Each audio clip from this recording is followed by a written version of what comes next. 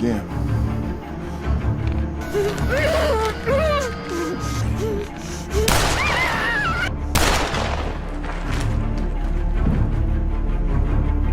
Kamusta mga lords? Ang kwento natin ngayon ay tungkol sa mag-asawa na walang awang itinapon ng grupo ng mga kriminal sa isang malalim na hukay. Pero pag alis nila, may hindi inaasahang nangyari. Biglang nagising ang babae. Hindi pala tumama ng diretso ang bala. Lumapis lang ito sa anit niya. At nang makita niyang walang buhay nang nakahandusay, ang asawa niyang nagngangalang Dillon sa tabi niya. Napuno ng matinding lungkot at galit ang puso niya. Siyempre naman ang sakit ng mga lords. Kaya sa sandaling yun, tahimik siyang nanumpa na pagbabayaran ng mga ito ang ginawa nila. Ito ang palabas na Army of One. Kaya huwag na natin pagtagalin pa. Let's go!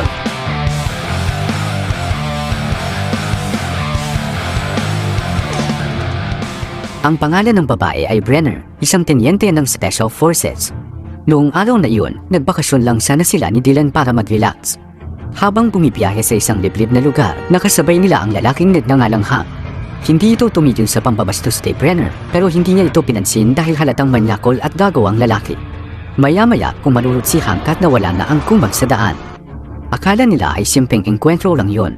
Hindi nila alam na doon magsisimula ang bangungot nila. Pagdating ng mag-asawa sa isang tahimik na bahagi ng kagubatan, nagtayo sila ng tent at nagsindi ng munting apoy.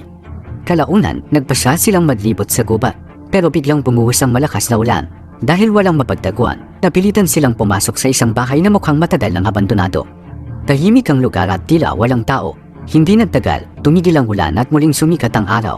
Doon napansin ni Brenner ang kakaiba sa bahay. Masyadong matitibay ang mga pinto at pintana, parang sinadyang patibayin. Mayroon ding malalalim na gasgas sa sahig na tila may mabibigat na bagay na palaging hinihila roon. Dahil sa paghuhusisa, binaliwala ni Brenner ang babala ni Dillon at itinulak ang isang cabinet. Pagkakita nila sa nakatago sa likod nito, natigilan silang dalawa sa sobrang gulat.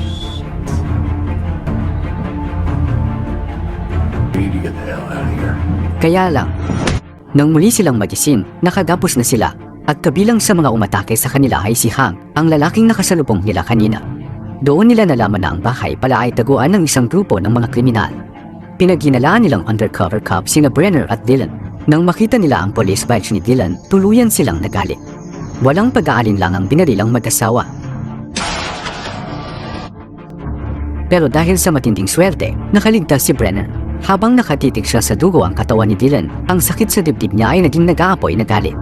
Gumapang siya palabas papunta sa kagubatan at gumawa ng sibat mula sa kahoy. Pagkatapos roon, nagsimula na ang paghihiganti niya. Bilang isang bihasang sundalo, hindi nagatubili si Brenner.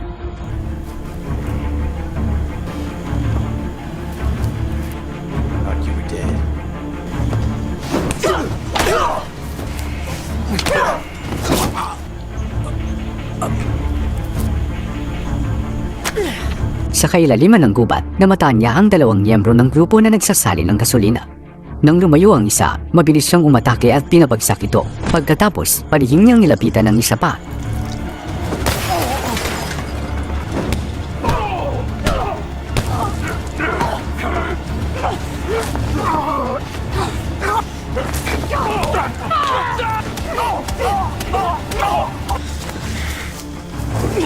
Pilit niyang pinagsasalita ito para sabihin ang tinaroroonan ng iba pa. Pero kahit takot na ang lalaki, tumanggi pa rin itong magsalita.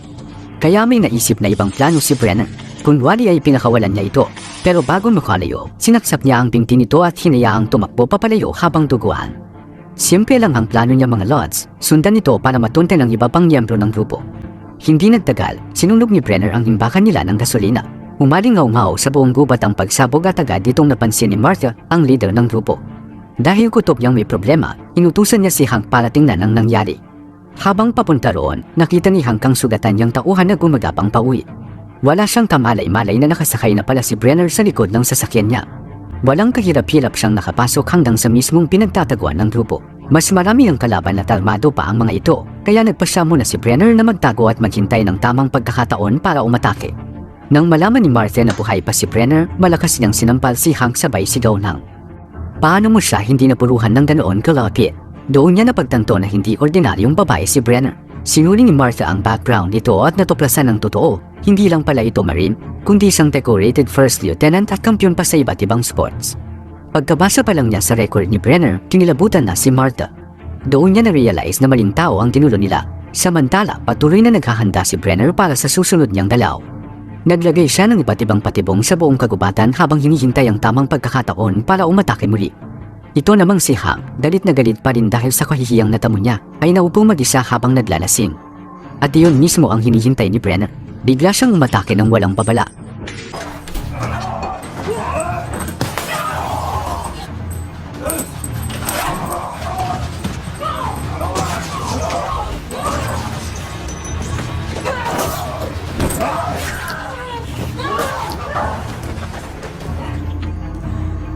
Pero kahit napatay niya ito, hindi pa rin nawala ang galit ni Brenner.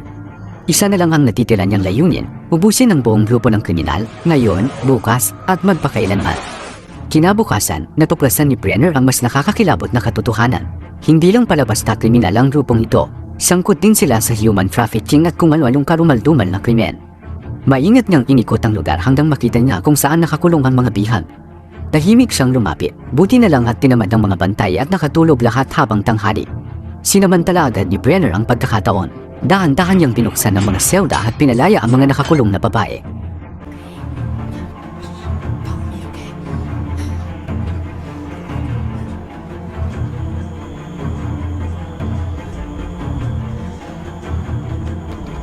Pero habang tumitakas sila, may isang pahamak. Biglang napasigaw ang isa sa mga babae. Kaya agad yung narinig ng mga tauhan ng grupo at sabay-sabay silang lumabas. Wala nang ibang pagpipilian si Brenner kundi hilahin si Emily at tumakbo ng mabilis palayo. Dalawang lalaki ang humabol sa kanila ng walang tigil. Ngunit dahil buntis pala tong si Emily, hirap itong makatakbo ng mabilis. Hindi nagtagal, naabutan sila ng isa sa mga humahabol at natamaan si Emily sa balikat. Nang makita yun ni Brenner, agad niya itong inalalayan at muling tumakbo. Pero huli na ang lahat, nawala na sila ng pagkakataong makatakas ng tuluyan. Sa kabutihang palad, malapit lang doon ang mga patibong na inihanda ni Brenner. Habang papalapit ang mga kalaban, agad niyang pinaandar ang bitag. Akala ni Brenner ay magkakaroon na siya ng kaunting pahinga, pero bigla niyang narinig ang desperadong sigaw ni Emily sa di kalayuan. Nahuli na naman ito ng dalawang lalaki. Tahimik na sinundan ni Brenner ang mga ito mula sa likuran. Ngunit hindi nagtagal, umalangaw ang mga putok ng baril at nakuha nito ang atensyon ng isang pulis na nagpapatrolya malapit sa lugar. Kaso naputukan agad ito ng kalaban na agad naman nabawian ng ating bida. Ipinaliwanag ni Brenner sa sugatang pulis ang lahat ng nangyari. Pagkatapos, itinago niya muna ito sa ligtas na lugar bago niya muling isinama si Emily sa pagtakas. Para tuluyan ang mapatay si Brenner, nagpadala si Martha ng dagdag na tauhan para tubisin siya. Nagpakawala pa sila ng dalawang sinanay na aso para matunten sila. Sinundan ng mga aso ang bakas ng dugo at mabilis na lumapit sa kanilang direksyon. Buti na lang at may ilog sa unahan. Agad yung tinawid ng dalawang babae at dahil doon ay nawala ang kanilang amoy, kaya nakaiwas sila sa panganib. Hindi nagtagal, nakapagpahinto sila ng isang sasakyan sa kalsada. Ang driver pala ay isang forest ranger sa lugar. Sa wakas, akala nila ay ligtas na sila at makakahinga na rin kahit papaano. Pero nang huminto ang sasakyan, nanlaki ang mga mata nila sa takot. Dinala sila pabalik mismo sa hideout ng mga kriminal. It's okay. It's okay. Kasabwat din pala ang ranger, at muli na namang nabihag sina Brenner at Emily.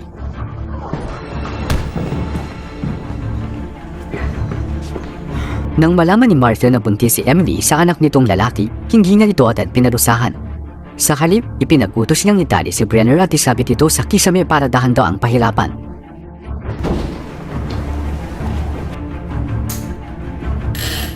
You always take me to the nicest places. Inakala ni Emily na pakakawalan siya pagkatapos noon, pero nagkamali siya. Ilang malulupit na salita lang mula kay Martha ang tuluyang dumulog sa natitira niyang pag-asa. Dahil wala na siyang ibang pagpipilian, nagpa siya si Emily na sumugal. Habang naghahatid siya ng pagkain kay Brenner, inatake niya mula sa likuran ng isa sa mga bantay.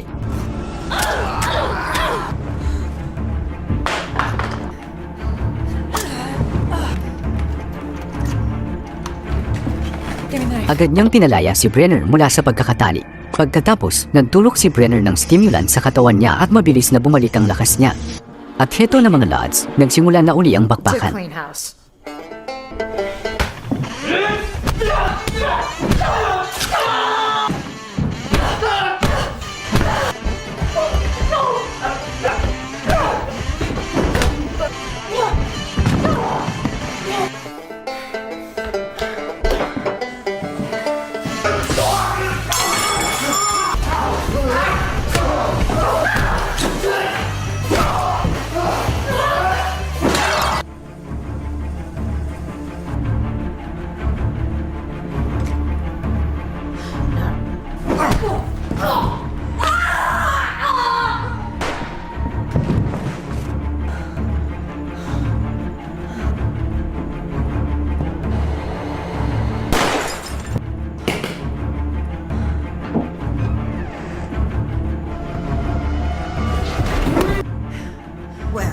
Pero sa mismong sandaling yun, dumating si Martha habang hawak na bihag si Emily. Inutusan niya si Brenner na ibaba ang armas at sumuko.